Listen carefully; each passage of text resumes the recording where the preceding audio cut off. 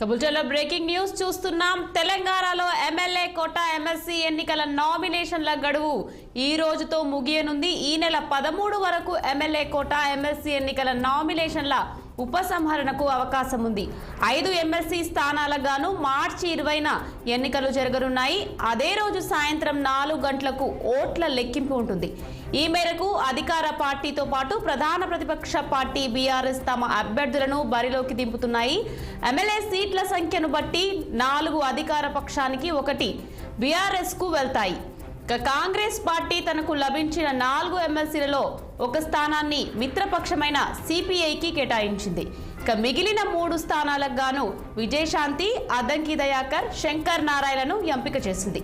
CPI MLC అభ్యర్థిగా నెల్లికంటి సత్యం యాదవ్ బరిలోకి దిగుతున్నారు. బీఆర్ఎస్ ఎమ్మెల్సీ అభ్యర్థిగా దాసోజు శ్రవణ్ను ఆ పార్టీ అధినేత కేసీఆర్ ప్రకటించారు. ఈ మేరకు వారు కాసేపట్లో నామినేషన్ దాఖలు చేయనున్నారు. తమ నామినేషన్ల పత్రాలను అసెంబ్లీలో దాఖలు చేయనున్నారు. కాంగ్రెస్ అభ్యర్థుల నామినేషన్ మహోత్సవానికి సీఎం రేవంత్ రెడ్డి, మంత్రులు, టీపీసీసీ అధ్యక్షుడు మహేష్ కుమార్ గౌడ్ హాజరు కానున్నారు.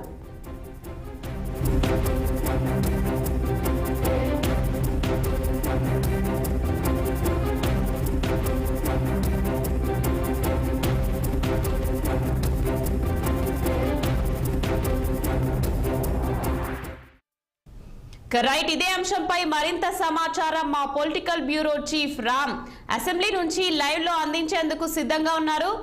రామ్, చెప్పండి, బీఆర్ఎస్ అభ్యర్థి నామినేషన్లు ఎప్పుడు వేయనున్నారు? కార్యక్రమానికి ఎవరెవరు హాజరవుతున్నారు? నిఖత్ కొద్దిసేపు మరికాసేపట్లో అసెంబ్లీలోని అసెంబ్లీ సెక్రటరీ కార్యాలయంలో ఎమ్మెల్యే కోట ఎమ్మెల్సీ ఎన్నికల కింద ఫైనల్ అయిన అభ్యర్థులు నామినేషన్ దాఖలు చేస్తారు.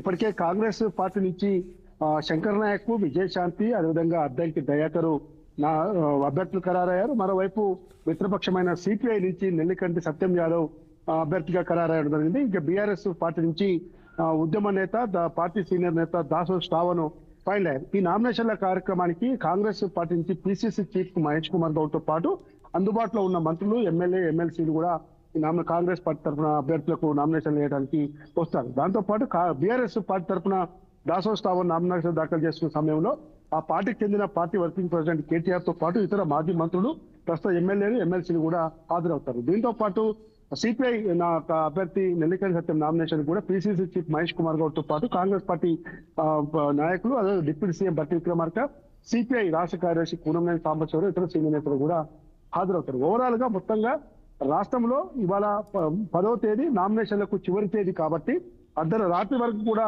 అభ్యర్థులను ప్రకటించిన అన్ని పార్టీలు ఇవాళ నామినేషన్ల స్వీకార కార్యక్రమానికి పెద్ద ఎత్తున హాజరై నామినేషన్లు దాఖలు చేస్తారు. ఒకసారి చూసుకుంటే సామాజిక సమీకరణలు ఇవన్నీ కూడా రాజకీయ పార్టీలు ఆచి తూచి ఈ రోజు కాంగ్రెస్ పార్టీ నుంచి కానీ, బీఆర్ఎస్ నుంచి కానీ, ఇటు సిపిఐ నుంచి కానీ సామాజిక సమీకరణలు ఇటీవల బీసీ కులగణన సమగ్ర సర్వే, తదనంతరం జరుగుతున్న పరిణామాలు, వైపు ఎస్సీ వర్గీకరణ సంబంధించిన పరిణామాలు ఇవన్నిటి కూడా ఆలోచించి ఈ రోజు కాంగ్రెస్ పార్టీ కూడా సామాజిక సమతుల్యత పార్టీ అని చెప్పి పెద్ద ఎత్తున చర్చ జరుపుతా ఉంది. ముఖ్యమంత్రి రేవంత్ రెడ్డి ఈ విషయంలో చాలా మెరుగైన పని కూడా చేశారని చెప్పి తెలుస్తా ఉంది. అది ఏఐసిసి నిర్ణయించిన అభ్యర్థులు కూడా అద్దంకి దయాకర్ కానీ మొదటి నుంచి కాంగ్రెస్ పార్టీలో వెనుదనుగా ఉన్నాడు. కాంగ్రెస్ పార్టీ పైన ఎవరు విమర్శలు చేసినా కూడా పెద్ద ఎత్తున ఆయన ఎదుర్కోవడం తప్పుతుంది. తర్వాత నల్గొండ జిల్లా నుంచి శంకర్ నాయక్ మొదటి నుంచి కూడా కాంగ్రెస్ పార్టీ నాయకుడిగా 2 సార్లు జెడ్పీటీసీగా పోటీ చేసి గెలుపొందడం జరిగింది. జానారెడ్డికి బాగా మాజీ మంత్రి జానారెడ్డికి దగ్గర అనుచరుడిగా ముద్రపడింది. దాంతోపాటు విజయశాంతి తెలంగాణ ఉద్యమంలో తల్లి తెలంగాణ పార్టీని స్థాపించి ఆ తర్వాత టీఆర్ఎస్ లో పనిచేసిన విజయశాంతి 2009లో మెదక్ నుంచి ఎంపీగా కొనసాగింది. తర్వాత కేసీఆర్ తో వచ్చిన విభేదాలతో ఆమె కాంగ్రెస్ పార్టీలో జరిగింది. మధ్యలో బీజేపీ పోయి మళ్ళీ కాంగ్రెస్ పార్టీలో ప్రస్తుతం కొనసాగుతా ఉంది. ఈ విధంగా కాంగ్రెస్ పార్టీలో కూడా ఈ అభ్యర్థులకు అవకాశం దక్కింది. కాబట్టి సిపిఐలో కూడా ఉద్యమ నాయకుడు, సిపిఐకి మొదటి నుంచి కూడా విద్యార్థి ఉద్యమం నుంచి పనిచేసిన నల్గొండ జిల్లా మునుగోడు నియోజకవర్గానికి చెందిన సత్యం ఎందుకంటే సత్యం కూడా ఎమ్మెల్సీగా కానరాదు. అదేవిధంగా బీఆర్ఎస్ లో దాసోజు శ్రావణ్ ఎంతో కాలం నుంచి తెలంగాణ ఉద్యమంలో చాలా కీలక పాత్ర పోషించాడు. ఆ తర్వాత కాంగ్రెస్ లోకి వెళ్ళాడు. మళ్ళీ కాంగ్రెస్ నుంచి మునుగోడు ఉప ఎన్నికల సమయంలో మళ్ళీ బీఆర్ఎస్ లో చేరాడు. కాబట్టి ఈ రోజు ఒక బీసీ సామాజిక వర్గానికి చెందిన ప్రొఫెసర్ దాసోజు శ్రావణ్ కూడా బీఆర్ఎస్ లో చోటు దక్కింది. ఈ విధంగా మొత్తం 5 అభ్యర్థులు కూడా ఈ ఎమ్మెల్యే కోట ఎమ్మెల్సీ ఎన్నికల అభ్యర్థుల విషయంలో చాలా సమీకరణలు కూడా మారాయి.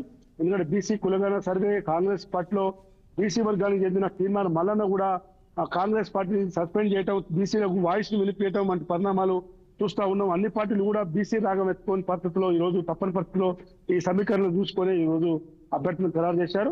ఏదేమైనా ఈ రోజు నామినేషన్లకు చివరి తేదీ, అదేవిధంగా 13వ తేదీ వరకు ఈ నామినేషన్ ఉపసంహరణ అన్ని అంశాలు ఉంటాయి, స్ఫూర్తి పరిస్థితులు ఉంటాయి. 20వ తేదీన వాస్తవానికి నామినేషన్ ఈ అభ్యర్థులకు ఎమ్మెల్యే కోట ఎమ్మెల్సీ ఎన్నికల అభ్యర్థుల తేదీని ప్రకటించారు. కాబట్టి ఈ 5 అభ్యర్థులు కూడా ఏకగ్రీవం అయిపోతున్న నేపథ్యంలో ఈ ఎన్నికలు అనేది ఉండవు. 20వ తేదీన మధ్యాహ్నం తర్వాత అధికారికంగా అధికారులు ప్రకటిస్తారు. రామ్, చెప్పండి, ఇప్పుడు నామినేషన్ల మహోత్సవానికి సీఎం రేవంత్ రెడ్డితో పాటు ఇంకా ఎవరు ముఖ్య నేతలు హాజరవుతున్నారు, అలాగే ఏర్పాట్లు ఎలా జరుగుతున్నాయి? అంటే అసెంబ్లీ కార్యాలయంలో అంటే ఎన్నికల కోడ్ ఉందంతా ఉంది కాబట్టి ఎక్కువ హంగామా ఆర్భాటం కాకుండా అందుబాటులో ఉన్న మంత్రులు, ఎమ్మెల్యేలతో పాటు బీఆర్ఎస్ పార్టీ నుంచి కూడా పార్టీ వర్కింగ్ ప్రెసిడెంట్ కేటీఆర్ తో పాటు ఆ పార్టీకి చెందిన ఎమ్మెల్యేలు, ఎమ్మెల్సీలు, అదేవిధంగా సిపిఐకి చెందిన ఎమ్మెల్యే కూనంనేని సాంబశివరావుతో పాటు ప్రముఖ నేతలు పాల్గొంటారు. ఇప్పుడు సీఎం షెడ్యూల్ మాత్రం అధికారికంగా అసెంబ్లీకి వస్తున్నట్టు లేదు. కేవలం deputy CM, PCC chief Mahesh Kumar గౌడ్ల ఆధ్వర్యంలోనే ఈ రోజు ఈ నామినేషన్ల కార్యక్రమం కాంగ్రెస్ పార్టీ ఎమ్మెల్సీ అభ్యర్థులు నామినేషన్లు దాఖలు చేస్తారు. అందుబాటులో ఉన్న మహిళా మంత్రులు సీతక్క గాని, కొండ సురేఖ గాని, ఇతర కొంతమంది మహిళా ఎమ్మెల్యేలు కూడా వచ్చే అవకాశం కనబడుతుంది. రామ్, అలాగే ఇప్పుడు బీఆర్ఎస్ పార్టీ నుంచి ఎవరన్నా ముఖ్య నేతలు వచ్చే ఛాన్స్ ఉందంటారా?